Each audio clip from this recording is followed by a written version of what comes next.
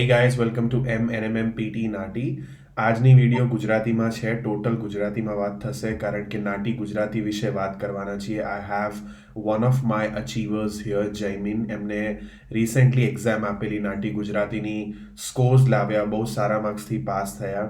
એટલે મેં એમને અહીંયા ઇન્વાઇટ કર્યો છે કે એટલીસ્ટ આપણા ગુજરાતી ઓડિયન્સને થોડું એક મેસેજ જાય બહાર કે શું કરીએ, શું ના કરીએ, so that we don't end up wasting hour time and money, because exam is very very expensive અને ટાઈમ બી બહુ ઇન્વેસ્ટ થાય, રિઝલ્ટ આવવામાં વાર લાગે.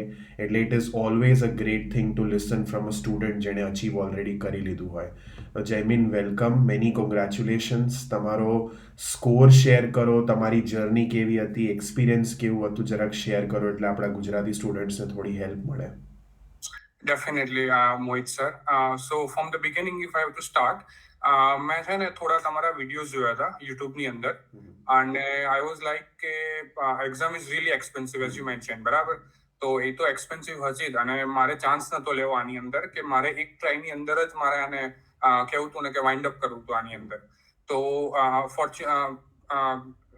ફોર્ચ્યુનેટલી મારો સ્કોર આવી ગયો છે 2 days ago and I have pass the નાટી exam અને સ્કોર છે 66. ઈચ ડાયલોગની અંદર 33 આવ્યા છે and overall is 66. So I am really happy about my score. અને જો હું મારી જર્નીની વાત કરું, સો સ્ટાર્ટિંગની અંદર મને થોડું એવું લાગ્યું કે when the material was share, okay, so basically આપણે જે યુટ્યુબની અંદર જોઈએ છે એ એક મટીરિયલ અને જે બીજું મટીરિયલ છે, બરાબર, એમાં થોડું વેરિયન્સ છે કારણ કે એમાં થોડું ટફ પડે આપણને. તો આઈ વોઝ લાઈક કે આ તો બહુ ટફ છે, હું ક્લિયર કરી શકીશ ઇનિશિયલ સ્ટેજમાં. બટ પછી તમે મને કીધું કે કે આપણે એક દિવસ ખાવાનું ખાઈએ, બરાબર, બીજા દિવસ ભૂલી જઈએ અને ત્રીજા દિવસે એવું ના ચાલે. You have to practice this on daily basis. So એ પછી તમે મને જે ફીડબેક આપ્યો, બરાબર, અને ઈચ ક્લાસ પછી પણ તમે ફીડબેક આપતા હતા કે તમારામાં શું મિસિંગ છે અને એ મિસિંગ ઉપર you have to work on that, બરાબર. સો ઈચ ડે હું ફીડબેક લેતો હતો અને મારી પ્રેપ ઓલમોસ્ટ મંથ જેટલી ચાલી હતી તમારી જોડે, ઓકે. અને એના પછી મેં એક્ઝામ આપી હતી. સો ડેફિનેટલી જ્યારે એક્ઝામ આવી ત્યારે I was not worried because I was really prep and thanks to you. અને બસ વન ઓન વન મેં ફીડબેક લીધો, આવી રીતના ઈચ ડે મને ફીડબેક મળતો હતો. અને definitely as you mention, practice તો ડેલીની થતી અને થતી જ હતી. Even after class 1 to 2 hours mandatory practice તો કરવી જ પડે.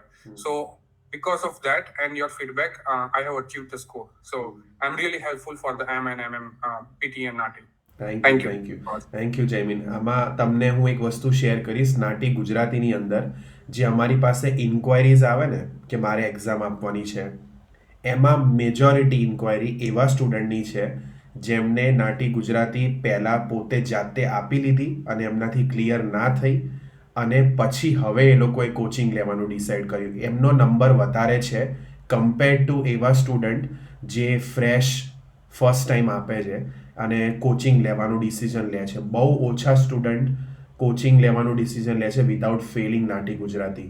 એ મને હજુ નથી ખબર કેમ, કારણ કે આઈ થિંક આપણને એવું થતું હશે કે ગુજરાતી જ છે ને આપણી લેંગ્વેજ છે, આપણે નાનપણથી બોલીએ છીએ, ક્લિયર થઈ જશે. બટ જ્યારે સ્ટુડન્ટ એક ક્લાસ અટેન્ડ કરે એટલે અમને આઈડિયા આવી જાય કે ના, એટલું સ્ટ્રેટ ફોરવર્ડ નથી. અને that is what I recommend કે એક્ઝામ બહુ એક્સપેન્સિવ છે.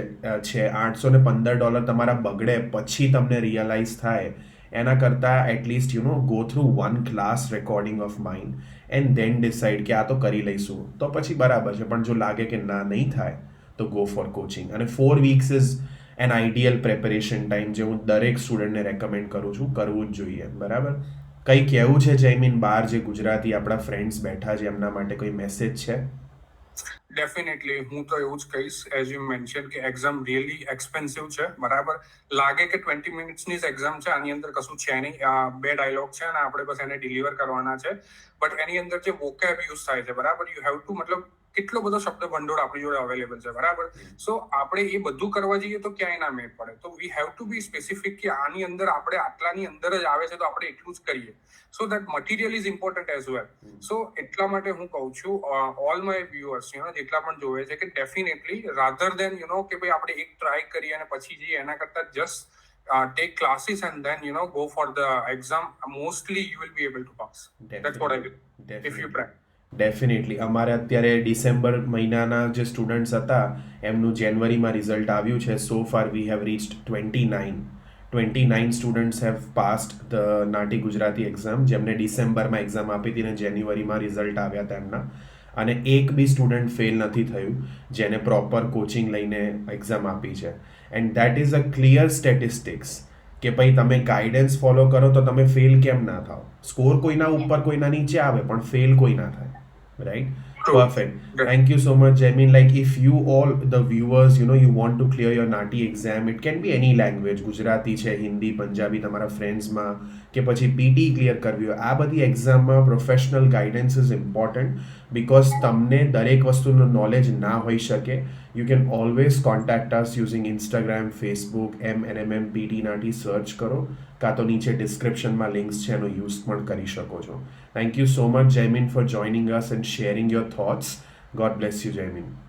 Thank you so much, sir. Thank you.